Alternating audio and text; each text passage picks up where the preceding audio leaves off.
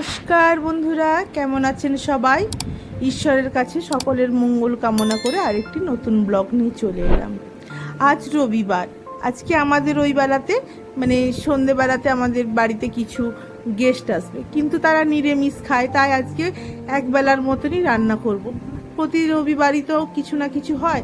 তো আজকে ভাবছি, সমরবাবু বলছেন যে মিক্সড ফ্রাইড রাইস খাবেন, আর এই অনেক দিন চিকেন রেজালা নাকি সে খায়নি, তো চিকেন রেজালা করছি। ওই জন্য অল্প করেই মাংস নিয়েছি, 2 পিস করে মাংস নিয়েছি, আর সব মাংস আমি তুলে রেখে দিয়েছি।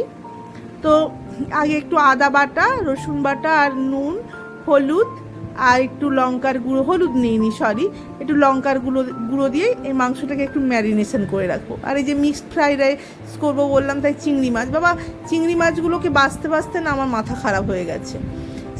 এই যে অল্প করে একটু নুন আর গোলমরিচের গুঁড়ো দিয়ে দিলাম, আর সয়া সস আর অল্প একটু ভিনিগার। চিংড়ি মাছে এটা কেমন গন্ধ করে, তাই একটু অল্প করে ভিনিগার দিয়ে দিলাম। তো এটা মেখে একটু ম্যারিনেশন করে রেখে আলাদা একটা বাটিতে তুলে রাখবো। আজকে সমরবাবু চিকেনগুলোকে কিমা করে আনতে ভুলে গেছে, তা আমাকে নিজেকেই কিমা করে নিতে হয়েছে। তো অল্প করে একটু কিমাও করে নিলাম। তারপরে আগে দিয়ে দিয়েছি গোলমরিচ, গরম মশলা আর আদা বাটা, রসুন বাটা আর এই যে একটু সয়া সস, তো দিয়ে এটাও একটু ম্যারিনেশন করে রাখবো।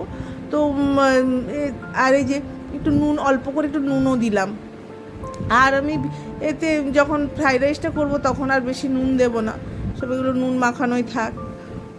ওবেলা আবার মানে যারা আসবে তারা বললাম যে নিরামিষাশী, তো তাদের আবার ভাবছিলাম যে হচ্ছে সবজিটা করে রাখবো মিক্সড ভেজ, কিন্তু তারা আসুক তারপরে করে রাখবো। কড়াই তেল নিয়ে নিলাম। তো আগে এই যে যেটা চিকেন রেজালা করব, ওই মাংসটাকে হালকা করে কিন্তু ভেজে নেব। চিকেন রেজালা করতে গেলে মানে মাংসটাকে আগে একটু ভেজে নিলেই ভালো হয়। তো ভেজে নিচ্ছি মাংসগুলোকে। যারা আসবেন তারা হচ্ছে আমার মাসিমণি, মানে তো তারা এখানে বলেছিলেন যে আমাদেরকে একটা বাড়ি দেখে দিতে, থাকবে কদিন এসে। তো বাড়ি কি হবে বলুন, তো আমার নিজেরই তো আসলে আমার বাড়ির ঘর দুটো ছোট ছোট বলে না, আর তারপরে সবচেয়ে বড় কথা আমার পায়ের প্রবলেম আছে বলে মানে কেউ আমাকে একটু মানে দিতে চায় না। কিন্তু দেখুন, ওগুলো তো বললে আমি তো আমার নিজের কাজটা নিজেই করি, তাই না? এবারে কেউ লোকজন কি তা বলে আসবে না? তা আমার পায়ের প্রবলেমের জন্য যে আমার খুব একটা প্রবলেম হয় তা কিন্তু নয়। আমি সবই নিজের কাজ নিজেই করি, আমার কাজের লোকও নেই, আমি কাজের লোক রাখি না, কারণ আমার মানে অপরিষ্কার কাজগুলো আমার ঠিক পছন্দ নয়, তাই জন্য আমি আমার নিজের কাজ নিজেই করে নিই। তারপরে এইখানে এই পাশের কড়াইতে বসিয়ে দিলাম, একটু ওই পেঁয়াজগুলোকে একটু বড় বড়ই করে কেটে নিয়েছি। এটা হচ্ছে চিকেন রেজালার একটা মশলা তৈরি করব। তো প্রথমে পেঁয়াজগুলো দিয়ে দিয়েছি। তো মাসিমণি যেটা বলছিলাম আর কি, বাড়িতে তা বলে কি লোকজন আসবে না, মাসিমণিরা আসবে, তাই যে সমরবাবু বলল যে কোথায় রাখবো, আমি আমার বাড়িতেই ঠিক জায়গা করে রেখে দেবো, মানে নিয়ে আসবো। তো ওনারা তাই অনেক কষ্টে ওনাদেরকে রাজি করিয়েছি। এই যে এইদিকে মিক্সড ভেজটা করবো, তাই আগে মাংসগুলোকে ভেজে নিচ্ছি। ওই মাংসগুলো রেজালার মাংসগুলো মানে তুলে নিয়ে এই মানে চিকেনগুলোকে আগে ভেজে নিচ্ছি। এবার ভাজতে হবে হালকা করে, না হলে হচ্ছে আবার মানে বেশি ভাজা হয়ে গেলে মানে ছিবড়ে হয়ে যাবে। এর আগের একটা ব্লগেও আমি মিক্সড ফ্রাইড রাইস করে দেখিয়েছিলাম, তো সেই রকমই করেছি, তবে ডিমটা দিইনি।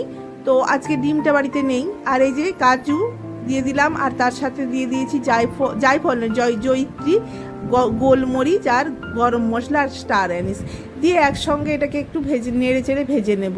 আর এতে একটুখানি কিন্তু পরে একটু পোস্তও দেব। তো এইভাবে মশলাটা মানে একটু ভাজা হয়ে গেলে তারপরে এটাকে মিক্সিতে আমি মানে মিক্সিতে আমি গ্রাইন্ড করে নেব। এই যে পোস্ত দিয়ে দিলাম একটু। তো তারপরে এটা এই পোস্তটাও একটু হালকা করে ভেজে নিলে তাহলে পোস্তর গন্ধ, কাঁচা পোস্তর গন্ধটাও চলে যাবে। তারপরে এটা আমি মিক্সিতে করে গ্রাইন্ড করে নেব। সারা সপ্তাহ ছেলেকে তো আমাদের তো সবজি রান্নাই হয়, ছেলেকে জোরে মারে সবজি খাওয়াতে হয়। তো একটা দিন ওর মনের মতন এসব খাবার করলেও খুব মানে মন শান্তি করে খায়। আর একটা টমেটোও দিয়ে দিলাম। তো টমেটোটাকে একটু হালকা করে ভেজে নেব, তাহলে টমেটোর কাঁচা গন্ধটা চলে যাবে। তো যা বলছিলাম, তো সেই জন্য চেষ্টা করি রবিবার দিন কিছু না কিছু বাড়িতে করতে। আর সত্যি কথা বলতে কি, এই রেস্টুরেন্টে গিয়ে খাওয়াটা না ঠিক আমার মানে ভালো লাগে না। সেই কারণে আমি মানে রেস্টুরেন্টে অত খেতে ভালোবাসি না, যেহেতু নিজে রান্না করতে পারি। আর বাড়িতে করলে অল্প তেল মশলাতেই হয়ে যায় ভালো রান্না। এই যে চিংড়ি মাছগুলোকেও একটু হালকা করে ভেজে নিয়েছি। ওবেলার জন্য মিক্সড ভেজ করব বলে সবজি কেটে রেখেছিলাম, তার থেকে একটুখানি ওই ক্যাপসিকাম, বিনস, গাজর করে একটু দিয়ে দিলাম। তো ভালো লাগবে, সবজিটাও খাওয়া হবে, অল্প করেই দিয়েছি। এটা একটু ভাজা হয়ে মানে একটু হালকা করে ভাজা হলে তারপরে পেঁয়াজটা দেবো। পেঁয়াজটা এর সঙ্গে ভাজতে দিলে পেঁয়াজটা পুড়ে যেতে পারে, ওই জন্য দিইনি, একটু অল্প করে নুনও দিয়ে দিলাম। তো ছেলে আমার সবজি যে খায় শুধু আমার ভয়ে খায়। পেঁয়াজটাও দিয়ে দিলাম একটু। তো সেই কারণে সারা সপ্তাহ ওর মুখটার দিকে আমি তাকাতে পারি না, তবু মানে বুকে পাথর চাপা দিয়ে ওকে খাওয়াতে হয়, যেটা বলতে পারেন। ওকে বুঝতে দিই না যে এটাতে আমিও খুব একটা খুশি হই না ওকে খাওয়াতে। তো কেননা সবজিটা তো ওকে খাওয়াতে হবে, ওই জন্য না ছেলে আমার রোগা, মানে ও তো মন শান্তি করে খায় না। তো যাই হোক, তবুও তো ওর শরীরটা ভালোই থাকে, সে রোগা হোক আর যাই হোক, ও মানে অসুস্থতা কম হয়। তারপরে এখানে ওই মশলাটা কষিয়ে নিয়ে ওটা তো গ্রাইন্ড করে নিয়েছি, তারপরে অল্প একটু তেল দিয়ে দিয়েছি, তারপরে একটু অল্প ঘি দেব। তো ঘিটা দিলে একটু ভালো গন্ধ আসে, যে ঘি দিয়ে দেব। তারপর আর একটু হালকা অল্প করে গোটা গরম মশলা একটু দিয়ে দিয়েছি, বেশি কিছুই দিইনি, শুধু লবঙ্গ আর এলাচ দিয়েছি, তো একটু গন্ধটা আসার জন্যে। আর আমি কিন্তু আর রসুন বা আদা এসব দেবো না, পেঁয়াজও দেবো না। তো এই যে এইগুলো হচ্ছে বাড়িতে করলে এই ব্যাপার, মানে এইগুলো হয়। এই যে তারপরে এই যে পেস্ট করে যেটা রেখেছিলাম সেটা হচ্ছে দিয়ে দিলাম। যেহেতু আমি মাংসটাকে আগে আদা রসুন দিয়ে ভালো করে ম্যারিনেশন করে মানে ভেজে নিয়েছি, অতএব ওর মধ্যে আর ওই যে কাঁচা গন্ধটা, মাংসের যে গন্ধটা থাকবে না। তো সেই কারণে আমি আর আলাদা করে রসুন দেবো না। তাই যে তারপরে মশলাটা একটু কষানো হয়ে গেলে তারপরে এই যে এটা দিয়ে দিলাম, মাংসগুলো ভেজে রাখা মাংসগুলো দিয়ে দিলাম। তো এটা এবারে কষানো হবে। আর তারপরে যে কষানো হয়ে যেতে একটু মানে ভুলে গিয়েছিলাম লঙ্কা গুঁড়োটা দিতে, হলুদ দেব না, চিকেন রেজালাতে হলুদ দেয় না। ওই পাশে মানে মিক্সড ফ্রাইড রাইসটা ভাতটা মিশাতে গিয়ে এপাশে একটু লেগে গেছে। তো তারপরে এই যে টক দই একটু দিয়ে দিয়েছি, টক দই ফেটিয়ে রেখেছিলাম, তো টক দই দিয়ে দিলাম। এই চিকেন রেজালা করতে এমনিতে তো চিকেনের আইটেম করতে খুব বেশি সময় লাগে না, এটা করতেও বেশি সময় লাগেনি কিন্তু।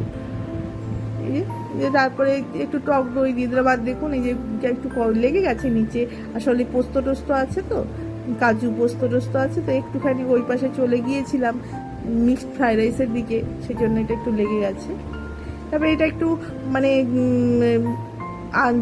মেশানো হয়ে গেলে, এটা তো এমনিতেই কষানো হয়েই গেছে। এরপরে এই যে দুধ 1 কাপ দুধ নিয়েছি, একটুখানি কম নিয়েছি যেহেতু বড় কাপ, তাতে একটু গোলাপ জল আর কেওড়া জল মিশিয়ে দেব, দিয়ে এই দুধটা কিন্তু দিয়ে দেব। আমি কিন্তু চিকেনে কোনো রকম জল দিইনি, কারণ চিকেনে আমি জল দিইনি এই কারণেই যে এটা হচ্ছে একটু মানে কাই মতো হবে, মানে মাখো টাইপের হবে। তো এই যে 1 কাপ দুধ দিয়ে দিলাম, তো কাপটা একটু বড়ই আছে। তো এই দুধেই কিন্তু মাংস মানে যেই এটা হবে গ্রেভিটা তৈরি হবে এই দুধ দিয়েই হবে, আর এক্সট্রা করে কোনো জল আমি দেব না। এই যে যারা এই রেজালা এইরকম করে রেজালা বানান তারা কিন্তু জানবেন এর স্বাদটা বেশ মোঘলিয়ান যে খাবারগুলো হয় সেরকম টাইপের খাবারটা, বেশ যেহেতু কেওড়া জল গোলাপ জল এইগুলো দেওয়া থাকে, তো সেই কারণে যে এই বেশ খাবারটা বেশ মানে মাংসটা বেশ সেই রকম স্বাদটা লাগে। আর এই মাংসটা এতেই ভালো লাগে, এই ফ্রাইড রাইস, তারপরে মানে পোলাও আর বা হচ্ছে জিরে রাইস, এই সব দিয়ে খেতেই ভালো লাগে। এখন আমার স্নান হয়নি, এই যে আমার এই পাশেও হয়ে গেছে।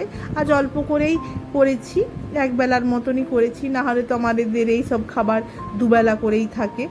তো ওবেলায় যেহেতু বললাম যে আমার আত্মীয়রা আসবেন, মাসিমণিরা আসবেন, তো এই যে আমরা তারপরে স্নান টান সেরে, আমি সব কাজ সেরে টেরে স্নান টান সেরে খেতে বসে গেছি। মিক্সড ফ্রাইড রাইস করে চাচ্ছি খুব ভালো ইয়ার কি মারবে না, সত্যি সত্যি বলো। খুব ভালো ইয়ার্কি কেন মারবো রান্না করে ইয়ার্কি মারবো খুব ভালো এটা সব ঠিক আছে। আর সব আর রেজাল্টটা কেমন হয়েছে বলো। খাইনি এটাও তো দেখে মনে হচ্ছে যেন দারুণ মুখ খেয়ে গেল দারুণ হয়েছে দারুণ ঠিক আছে।